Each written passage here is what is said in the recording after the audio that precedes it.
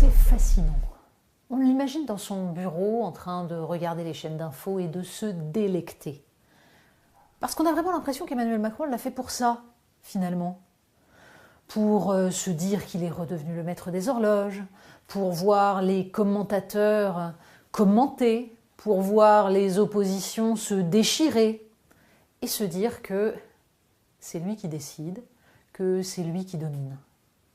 Non, parce qu'après, le but réel de cette dissolution, si on parle en termes de bien commun, de république, d'intérêt des citoyens, là, c'est beaucoup plus compliqué. Et on voit très bien à quel point il n'y a pas la moindre logique, la moindre cohérence autre que tacticienne à une décision comme celle-là. Bien entendu, retourner au peuple, c'est inattaquable. Demander leur avis aux citoyens, après tout. C'est ce qu'ils réclament depuis 7 ans, les citoyens. Donc, ils vont quand même pas se plaindre. Et oui, sauf que on le fait donc au pire moment, de la pire façon. Pourquoi ? Une dissolution au moment du débat sur la réforme des retraites aurait eu une logique. C'était une des manières de régler le blocage entre l'exécutif et le législatif. Là, il y avait une cohérence qui répondait à la façon dont les institutions ont été conçues.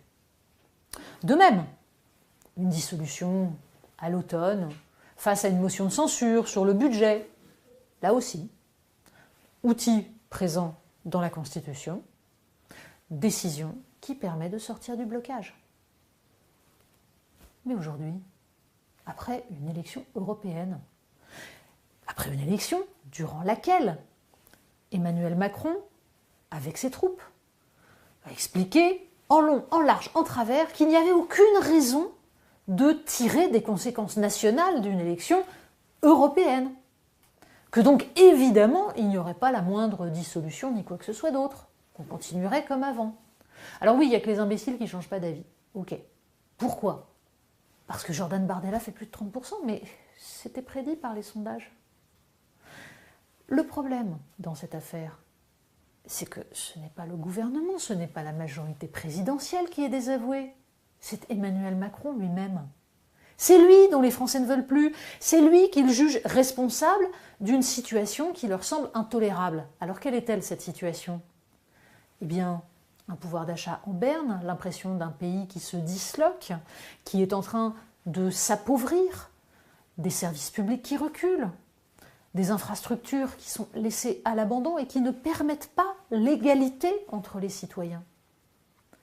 Rappelons-le, la distance qui sépare un individu de la première gare est un des éléments qui est corrélé avec le vote Rassemblement national. L'aménagement du territoire, l'égalité des chances, c'est ça le sujet. Et là, de quoi va-t-on parler ? Tout simplement de rien.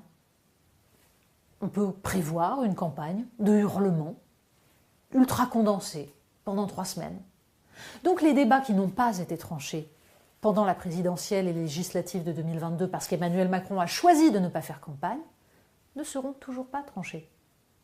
Mais le maître des horloges aura bordélisé le pays tout en reprochant aux insoumis d'avoir bordélisé l'Assemblée. On ne sait pas ce qui sortira de tout cela. On ne sait pas comment les tractations vont se passer entre les partis. C'est la panique et c'était le but. Coup de pied dans la fourmilière. Ça s'appelle l'irresponsabilité.